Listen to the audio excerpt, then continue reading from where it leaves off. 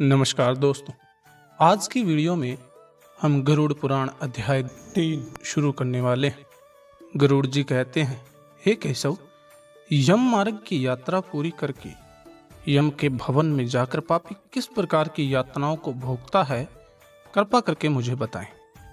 तब भगवान बोलते हैं, हे विनता के पुत्र गरुड़, मैं नरक यातना को आदि से अनंत तक कहूँगा। सुनो, मेरे द्वारा नरक का वर्णन किए जाने पर उसे सुनने मात्र से ही तुम कांप उठोगे। एक कश्यप नंदन, बहुभित्रिपुर के आगे 44 योजन में फैला हुआ धर्मराज का विशाल पुर है। हाहाकार से परिपूर्ण उस पुर को देखकर पापी क्रीदंत करने लगता है। उसके क्रीदंत को सुनकर यमपुर में विचरण करने वाले यम के गण प्रतिहार द्वारपाल के पास जाकर उस पापी के विषय में बताते हैं। धर्मराज के द्वार पर सर्वदा धर्मध्वज नामक प्रतिहार यानी द्वारपाल स्थित रहता है। वह द्वारपाल जाकर चित्रगुप्त से उस प्राणी के शुभ और अशुभ कर्म को बताता है। उसके बाद चित्रगुप्त भी उसके विषय में धर्मराज से निवेदन करते हैं।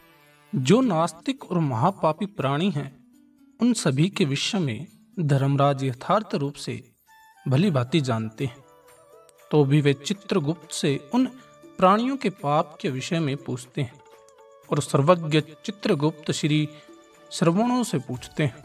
वे स्वर्ग, पृथ्वी तथा पाताल में वितरण करने वाले तथा दूर से ही सुन एवं जान लेने वाले, उनके नेत्र सुदूर के दृश्यों को भी देख लेने वाले।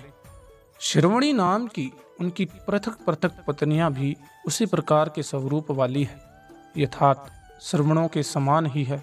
वे स्त्रियों की सभी प्रकार की चेष्टाओं को तत्वतः जानती है। मनुष्य छिपकर अथवा प्रत्यक्ष रूप से जो कुछ करता है और कहता है, वे सब मनुष्य के मानसिक, वाचिक और कायिक सभी प्रकार के शुभ और अशुभ कर्मों को ठीक ठीक जानते हैं। मनुष्य और देवताओं के अधिकारी वे श्रवण और श्रवणिया सत्यवादी है। उनके पास ऐसी शक्ति है जिसके बल पर वे मनुष्यकृत कर्मों को बतलाते हैं।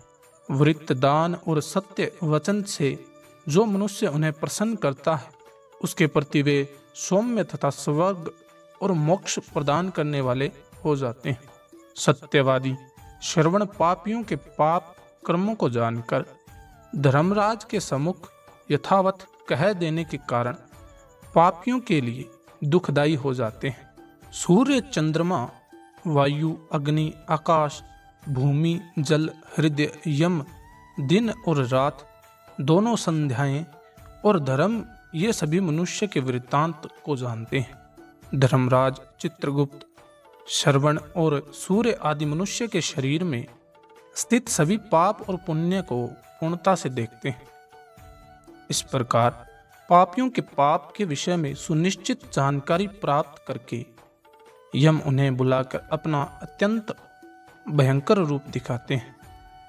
वे पापी यम के ऐसे भयानक और भयंकर रूप को देखते हैं, जो हाथ में दंड लिए हुए हैं, बहुत बड़ी काया वाले हैं, भैंसे के ऊपर स्थित रहते हैं, प्रलयकालीन मेघ के समान आवाज वाले हैं, काजल के पर्वत के समान हैं, बिजली की प्रभाव वाले हैं, आयुधों के कारण भयंकर 32 भुजाओं वाले, 3 योजन के लंबे चौड़े बिस्तर वाले, बावली के समान गोल नेत्र वाले, बड़ी बड़ी दाढ़ों के कारण भयंकर मुख वाले, लाल लाल आंखों वाले और लंबी नाक वाले हैं। मृत्यु और जबर आदि से संयुक्त होने के कारण चित्रगुप्त भी भयावह है। यम के समान भयानक सभी दूत उनके समीप पापियों को डराने के लिए गुजरते रहते हैं। उन चित्रगुप्त को देखकर भयभीत होकर पापी हाहाकार करने लगता है। दान न करने वाला यह पापात्मा कांपता है और बार बार विलाप करता है। तब चित्रगुप्त यम की आज्ञा से क्रीदंत करते हुए और अपने पाप कर्मों के विषय में सोचते हुए उन सभी प्राणियों से कहते हैं, अरे पापियों, दुराचारियों, अहंकार से दूषितों, तुम अविवेकियों ने क्या पाप कमाया है? काम से, क्रोध से तथा पापियों की संगति से जो पाप तुमने किया है वह दुख देने वाला है। फिर हे मूर्ख जनों, तुमने वह पाप कर्म क्यों किया? पूर्व जन्म में तुम लोगों ने जिस प्रकार अत्यंत हर्षपूर्वक पाप कर्मों को किया है, उस प्रकार की भी यातनाएं आपको भोगनी पड़ेगी। इस समय यातना भोगने से क्यों डर रहे हो? तुम लोगों ने जो बहुत से पाप किए हैं, वे पाप ही तुम्हारे दुख के कारण हैं। इसमें हम लोग कुछ नहीं कर सकते। मूर्ख हो या पंडित, दरिद्र हो या धनवान, और सबल हो या निर्बल, यमराज सभी के समान व्यवहार करने वाले कहे गए हैं। चित्रगुप्त के इस प्रकार के वचनों को सुनकर वे पापी अपने कर्मों के विषय में सोचते हुए निश्चित होकर चुपचाप बैठ जाते हैं। धर्मराज भी चोर की भांति निश्चल बैठे हुए हैं।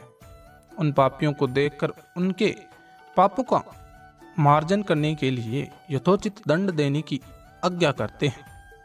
इसके बाद वे निर्दयी दूत उन्हें पीटते हुए कहते हैं, हे पापी, महान घोर और अत्यंत भयानक नरकों में चलो। यम के आज्ञाकारी प्रचंड और चंडक आदि नाम वाले दूत एक पास से उन्हें बांधकर नरक की ओर ले जाते हैं। तो दोस्तों, गरुड़ पुराण अध्याय 3 का भाग 1 यहीं पर समाप्त होता है। आगे वाली वीडियो में हम जानेंगे गरुड़ पुराण अध्याय 3 का भाग 2, जिसमें हम बाकी सभी यातनाओं के बारे में जिक्र करने वाले हैं। तब तक के लिए धन्यवाद।